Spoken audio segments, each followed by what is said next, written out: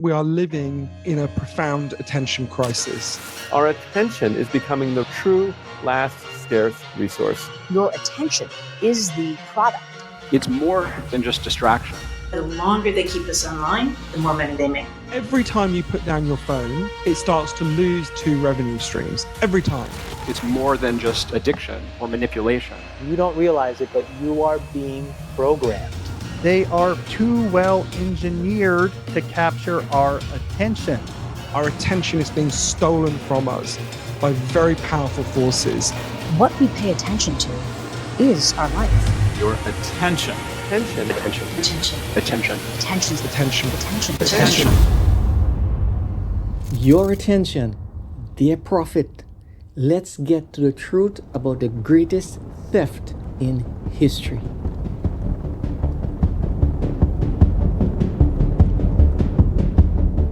Right now, your phone is running the most expensive slot machine ever created.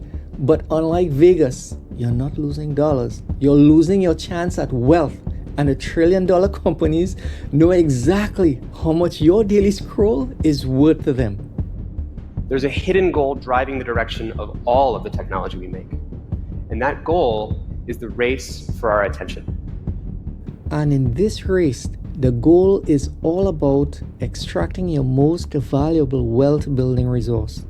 Every time you open your phone or computer, you're walking onto a battleground for the most valuable resource of the 21st century, your attention. The term attention economy was coined by Nobel laureate Herbert Simon, who in 1971 wrote that a wealth of information would create a poverty of attention. Elon Musk's first 3 hours are notification free. Warren Buffett doesn't even have social media. While billionaires guard the attention like Fort Knox, you're giving away yours for free. Because attention is the scarce resource, it is now the object of competition among most of the technologies we use every day. In the attention economy, there are no truly free products. You pay with your attentional labor every time you look or tap or scroll or click. And this is exactly what they're designed to try to get you to do. And they use their attentional labor to advance their goals, not yours. Because there is a difference between their goals and yours. Your attention, whether focused or unfocused, is worth more than Bitcoin ever was. Let me show you how deep this system really goes. Those little devices in our pockets are so psychologically powerful that they don't only change what we do, they change who we are. The human brain's attention system is actually the success story of what makes us unique as human beings. Because attention fuels our ability to think, to feel, and connect, what we pay attention to is our life. Think of it this way. While you're doom scrolling through millionaire morning routines, real millionaires are turning your scrolling into their millions. Everything is being done by teams of engineers to actually capture your attention and keep it there. Your attention is the product. Every news site, TED, elections, politicians, games, even meditation apps have to compete for one thing, which is our attention. And there's only so much of it. And the best way to get people's attention is to know how someone's mind works. Every single day, the attention economy extracts a staggering $2.34 billion per day in just 2023 alone. Do you even understand how big that number is? The equation is simple. If they have your attention, they have your pocketbook. And that's just what we can measure. So we may, without realizing it, end up living lives that are a little different than we might have wanted to, buying more things than we expected to, voting for people we might not have thought we would, all these sorts of things. We make ourselves open to influence, let's just put it that way. Their motivations are clear: to make money from our attention, using manipulative and harmful means, if necessary.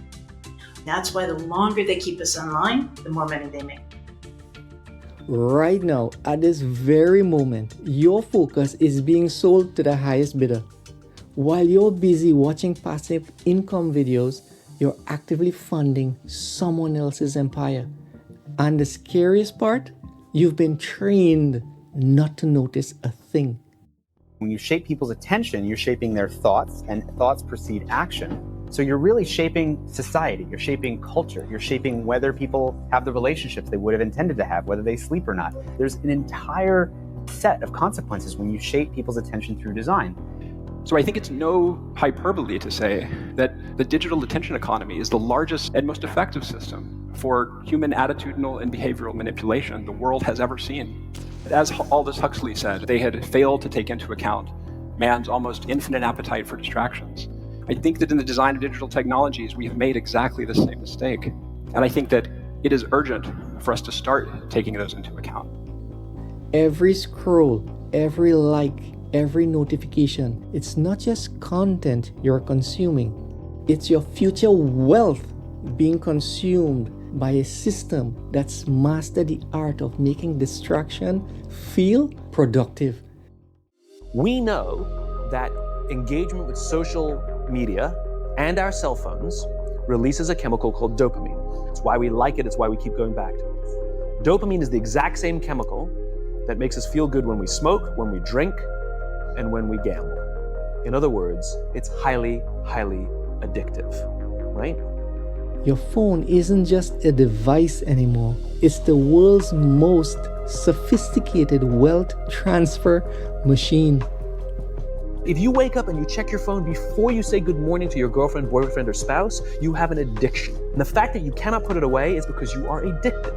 And like all addiction, in time, it'll destroy relationships, it'll cost time, it'll cost money, and it'll make your life worse. We dream of building wealth, of taking control of our future. You probably got at least 3 money-making courses sitting unwatched in your browser right now. But there's something more powerful than mindset standing in our way. It's hiding behind that quick check of your notifications. They are too well engineered to capture our attention. The amount of energy and money that was invested in trying to make it nearly impossibly compelling to stare down at this little glowing piece of glass. Every time you try to break free, every time you download another productivity app to fix your productivity app addiction, every time you try to focus, the system pulls you back in with the precision of a master puppeteer. When you're scrolling on social media, you're no longer getting the novelty, but you're continuing to do it and you almost don't know why you're doing it. At that point, it shifts over to something that's a bit more like an obsessive compulsive behavior. While you're watching this video right now, they're probably designing your next distraction. Think about that for a second. Actually, they won't let you think about it for a second.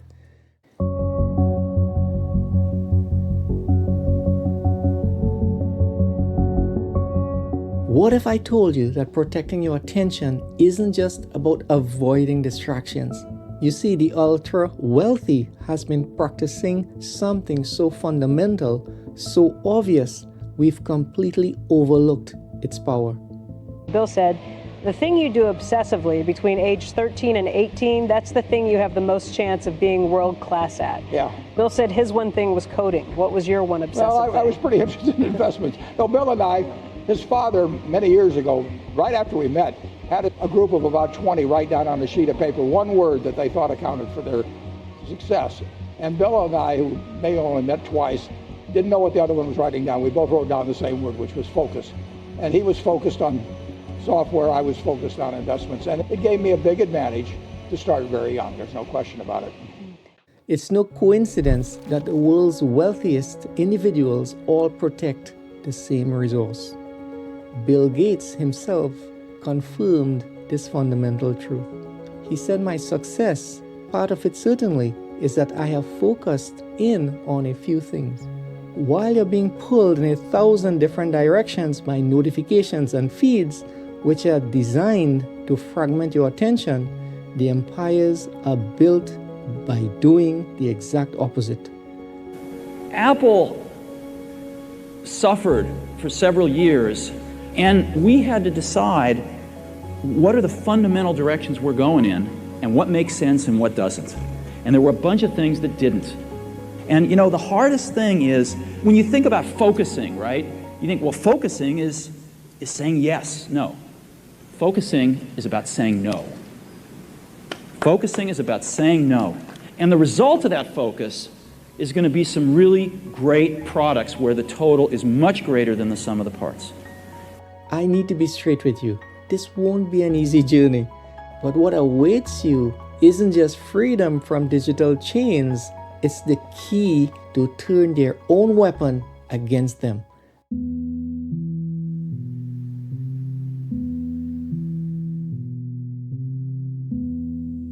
Every tap, every scroll, every quick check of your phone isn't just changing your habits, it's literally rewiring your neural pathways for someone else's profit. And if you're addicted to social media, you're not just watching videos. You're being programmed, tested, and monitored in the largest psychological experiment ever conducted on humans.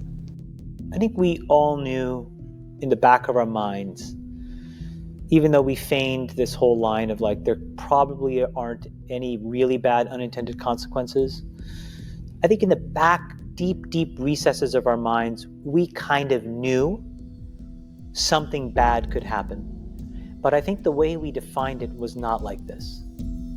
It literally is a point now where I think we have created tools that are ripping apart the social fabric of how society works. That is truly where we are. But these unintended consequences aren't as accidental as they seem. The thought process that went into building these applications, Facebook being the first of them to really understand it, that thought process was all about how do we consume as much of your time and conscious attention as possible. And that means that we need to sort of give you a little dopamine hit every once in a while. It's a social validation feedback loop because you're exploiting a vulnerability in human psychology. We understood this consciously, and we did it anyway. Take a moment and be honest with yourself. That project you've been meaning to finish, that business you wanted to start, that investment you plan to research, they're all being buried under an avalanche of perfectly engineered distractions. I had begun to notice around 2016, 2017 that people were becoming increasingly uneasy about their relationship with their phones. The real issue they were having was how much time they were spending looking at these stupid things and how it was making them feel after they came out of those sessions. And when was the last time you sat down to work and didn't check your phone? When was the last time you truly felt focused? There's a small study of American college students that found that they focus on average for any one task for 65 seconds. In fact, the median amount of time they focus on a task is 19 seconds. And if anyone's listening who's not a college student and feels superior, don't. The average office worker in the United States focuses on any one task for just 3 minutes. But what I'm about to show you isn't just shocking. It's going to change how you see every notification on your phone. See that innocent looking Instagram alert? That single red dot could have been tested on millions of users to find the exact shade of red that makes your brain release dopamine. The colors that were used in the notification and alert badges, the satisfying feel of an infinite scroll or a slot machine style refresh. Is there a new tweet? Is there a new post I can look at? Then there was the whole algorithmic backbone to these services where us as the users were reduced to these vectors of numbers that could be processed by complex algorithms and neural networks to figure out exactly what to show us. It would make us scroll one more time or click one more time. The same goes for that satisfying swoosh when you send an email. Nothing is random. Everything is engineered. Tristan Harris is a remarkable person. He worked on the Gmail team. And there's this incredible moment, I always think, when Gmail was being designed, he was working there. And somebody said, hey, I've got an idea. Why don't we make it so that whenever anyone gets an email, their phone vibrates? And everyone said, oh, that's a good idea. Tristan just describes a week later walking around San Francisco, hearing this vibration everywhere and realizing that was happening all over the world. And that in fact, within a year, Gmail was responsible for 11 billion interruptions to people's day across the world. And there's something even more surprising happening beneath the surface. You don't realize it, but you are being programmed. It was unintentional, but now you got to decide how much you're willing to give up, how much of your intellectual independence. And don't think, oh yeah, not me, I'm a genius, I'm at Stanford. You're probably the most likely to fall for it. Every time your phone lights up, someone's getting richer, and it's not you. Your attention isn't just being stolen, it's being converted into someone else's treasure trove. In other words, while you're watching news bloopers in bed, someone's buying their third vacation home in the Hamptons. Well, we have a growing amount of research which tells us that if you spend large portions of your day in a state of fragmented attention, this can permanently reduce your capacity for concentration. In other words, you could permanently reduce your capacity to do exactly the type of deep effort that we're finding to be more and more necessary in an increasingly competitive economy. If you lose your ability to sustain concentration, you're going to become less and less relevant to this economy. But here's the secret they never wanted you to discover. Their greatest weapon can become your greatest asset. Becoming indistractable is the skill of the century. There is no facet of your life, your mental health, your physical health, your career, your relationships, all of these facets of your life require you to be able to control your attention, because this is truly how we choose our life. If there's one thing to take from this video, it's this. Value your attention and become conscious of how you use it. Let your intention guide your attention so you can make conscious choices.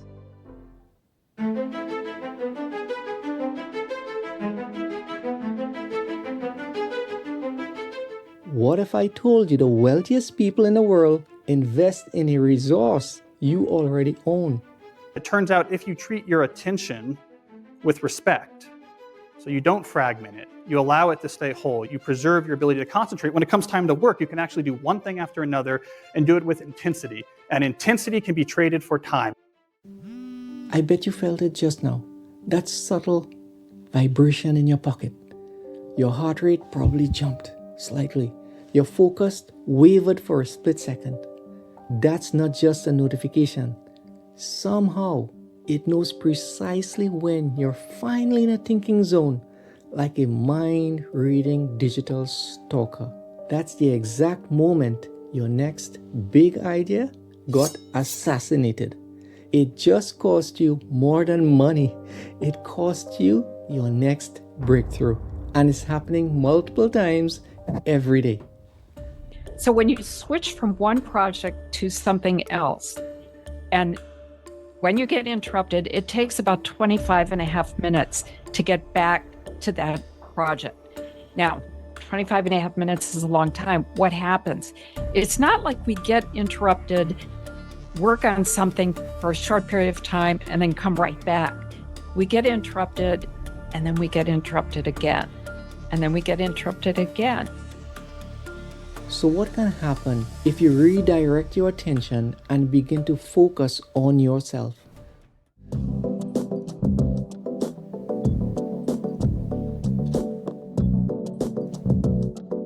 Each notification claims your attention without your permission. But here's the twist in the story. It's not about rejecting it entirely. Behavior changes that are focused on supporting something positive are very sustainable. If I have a set of rules about how I use technology that supports a vision of my life that I truly deep in my bones want and crave, then it's very easy when I have a craving to look at some social media service that's not part of my plan to be like, no, I'm not going to do that because I'm so committed to this plan I have, because I'm so committed to this positive vision of my life. On the other hand, if you're trying to change your behaviors to avoid the negative, You say, I don't like how much time I spend on Twitter, so I'm trying not to use it. That is not sustainable. Because your brain will say, but it's not that bad. So what are these sustainable behavior changes, and how can we get the results we want? My results had very little to do with the goals I set, and nearly everything to do with the systems I followed. What's the difference between systems and goals? Goals are about the results you want to achieve. Systems are about the processes that lead to those results. If you want better results, then forget about setting goals. Focus on your system instead. Every day, millions of people willingly give away 3 or 7 hours of their wealth building potential to digital distractions. But here's where it gets interesting when someone breaks free. As I spent less time on my phone, I had more time for my real friends. I reconnected with people who I didn't meet in years, and it felt like already existing friendships only improved. My productivity increased as well, as I had no problem getting into a creative flow while working. I was less distracted, more focused, and had an overall mental clarity. The biggest change that I saw happening was my ability to be in the present moment. Everything around me started to slow down, and I was able to drown out the noise.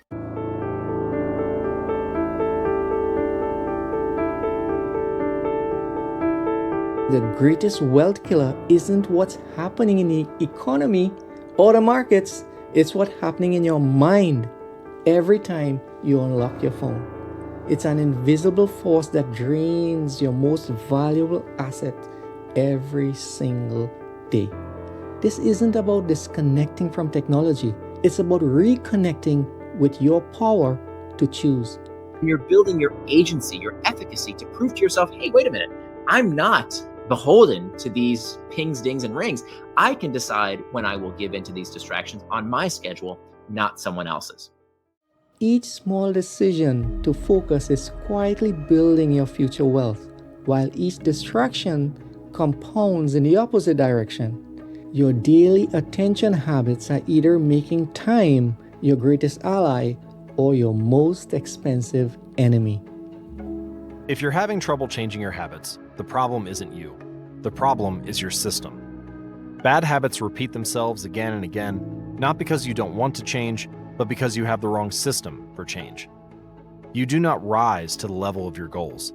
You fall to the level of your systems.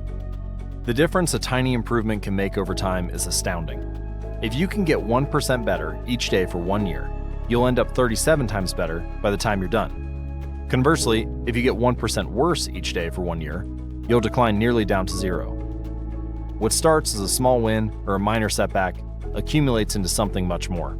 Now here's what changes everything. We are the only species on Earth that deliberately sacrifices our focus. You don't see squirrels mid-nut gathering to check their Instagram analytics. A lion doesn't stop mid-hunt to check TikTok. An eagle doesn't pause its flight to scroll through LinkedIn. Yet here we are, interrupting our most important work to watch strangers unbox Amazon packages. You may want more money, but if your identity is someone who consumes rather than creates, then you'll continue to be pulled towards spending rather than earning. It's hard to change your habits if you never change the underlying beliefs that led to your past behavior. You have a new goal and a new plan, but you haven't changed who you are. This exposes the dark truth about the attention economy. You see, the world's most successful people protect their attention. It's not about willpower. It's not about another app. It's about understanding the one thing that separates the wealthy from everybody else. You're going to have to commit to the process. Okay? So I hate to tell you this. You can't just hang around at the finish line and saying, hey, that makes me the winner. No, you got to commit to the process. And that process basically means you're going to suck at whatever it is you're trying to get good at. That's business, that's sales, that's podcasting, you name it. You know, you're going to suck at it, then you're going to be bad at it, then you're going to be average at it, then you're going to be okay at it, then you're going to be good at it, then you're going to be great at it, then you're going to be one of the masters at it. There's a process to get you there, okay? The question is, what is holding you back from your destiny?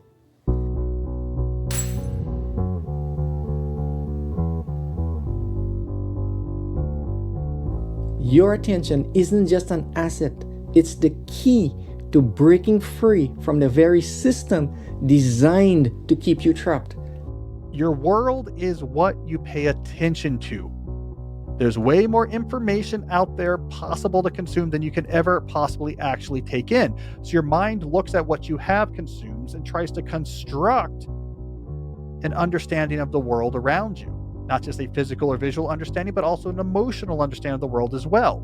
So if you spend a lot of time on social media, you're going to be living in a world of your own construction that is not going to be an environment to thrive. Think about this. The device in your pocket right now or holding in your hand, it's either building someone else's empire or yours. Thanks for watching, and I hope this helps you in some way, and I'm excited to see you in the next episode. Goodbye.